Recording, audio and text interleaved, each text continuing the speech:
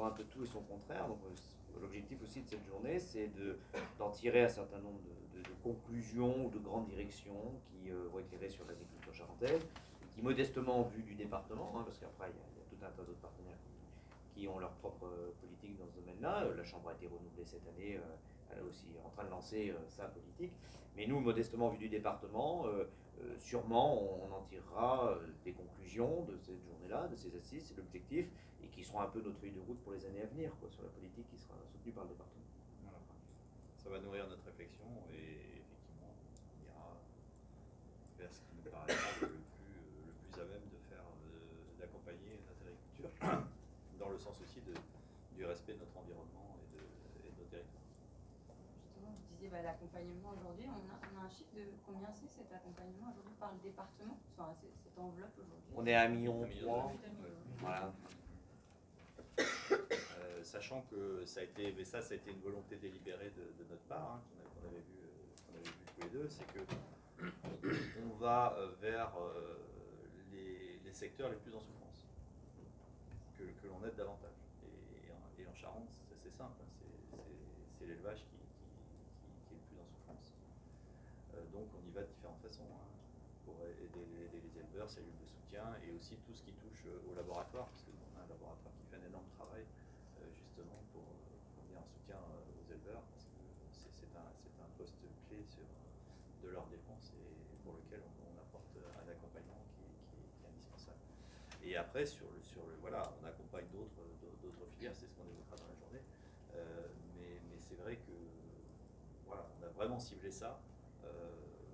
Comme le disait M. Serroni, c'est que pour que voilà, ceux qui n'étaient pas confrontés au marché ou qui sont les éleveurs et les laitiers, qui en plus chez nous, on est aussi victime de maladies, donc il faut qu'on ait une attention toute particulière.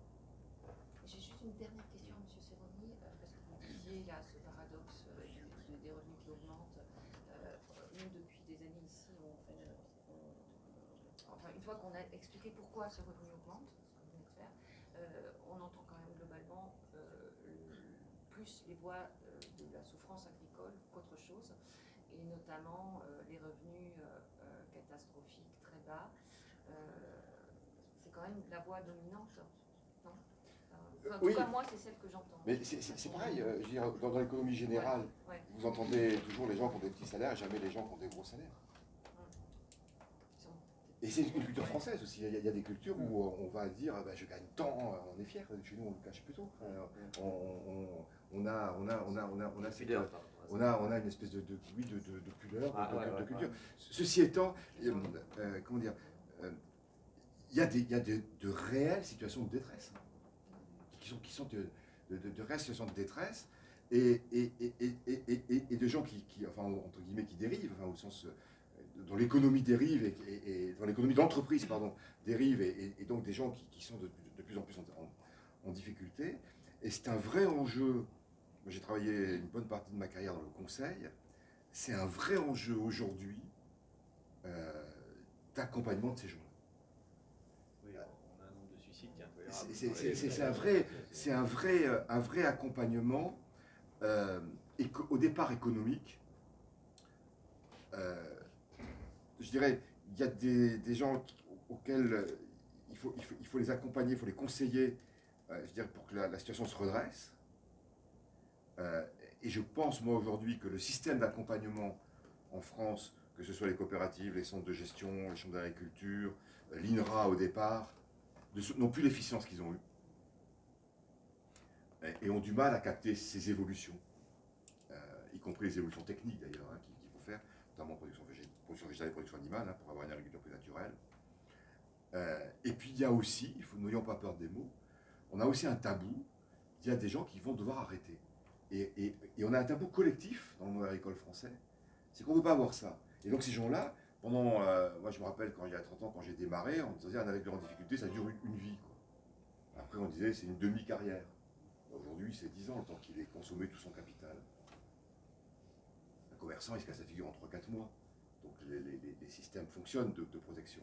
Là, un agriculteur, il y a sûrement des gens qui devraient Et j'ai travaillé dans la banque et moi j'avais qu'une peur quand j'étais responsable des financements pour les agriculteurs qui n'allaient pas bien, en tant que banquier et comment dire, garant des dépôts et donc des crédits. Je disais, mais l'agriculteur, il aurait tout intérêt à déposer le bilan pour se protéger. Mais culturellement, les gens ne le font pas. Et ça, c'est un vrai. Et puis ensuite, Monsieur le Président, vous parliez des suicides, qui est une réalité, hein, qui est une vraie réalité. Les agriculteurs se suicident un petit peu plus que la population moyenne, mais pas fondamentalement beaucoup plus. C'est vrai qu'on en parle beaucoup en ce moment. Le film, etc. Mais alors, il y a le film, récemment, Au nom de la Terre, Au nom de la Terre, que je suis allé voir tout de suite, qui m'a pas très bien quand ce film. Et il est pour moi très symptomatique, ne serait-ce que son nom, Au nom de la Terre.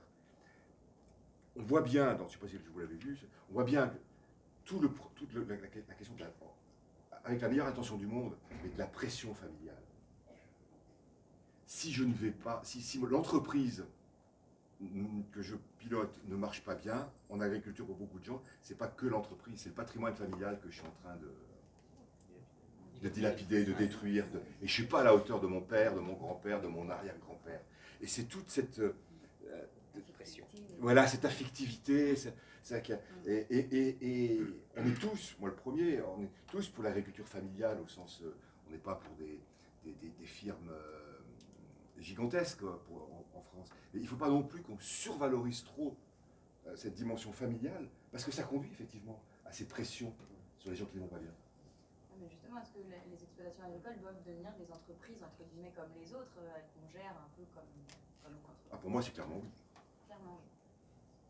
Mais un commerçant qui a un commerce en meule, qui reprend, moi j'habite une petite ville de 14 000 habitants, le commerce va pas trop mal, mais je vois bien, il y a des commerçants, ils sont commerçants depuis, j'habite depuis 25 ans, ils sont commerçants, c'était leurs parents, leurs grands-parents. Et si l'entreprise va pas bien, ils le vivent très très mal aussi. Hein, là, c'est pas un patrimoine foncier, mais c'est un patrimoine d'image. Ils n'ont pas été à la hauteur de leurs parents. Et ça, il faut arriver à le déculpabiliser. Il y a un sujet qu'on n'évoque pas tout de suite, mais on n'a peut-être pas le temps, mais il y a quand même un sujet d'actualité, c'est les retraites. Et les retraites agricoles, c'est quand même particulièrement faible. C'est aussi un problème. Enfin, bon, voilà. Il y a beaucoup de gens qui n'ont pas cotisé beaucoup aussi. Donc, oui. Et c'est vrai que c'est aussi le patrimoine qui fait la retraite. Oui, c'est ça. On le dit pas, on n'ose pas le dire, mais c'est une réalité. Donc on dit parfois qu'il vaut mieux déposer le bilan, etc. Mais la question de la retraite. Oui, mais est-ce que j'ai intérêt à... Mais c'est une question qui est très tabou, je vois bien, mais dans le monde Serre France, quand on a abordé ces questions-là, c'était très très compliqué. Il y a des gens qui ont... Alors après, il y a aussi, dans la construction de son organisation juridique, comme dans tous les autres secteurs de l'activité, il y a des façons de se protéger, de protéger son patrimoine. Même si le banquier, je sais ce que je sais, parce que j'étais banquier, on est quand même très fort pour prendre des garanties personnelles qui contournent pour aller s'asseoir sur le patrimoine. Ouais.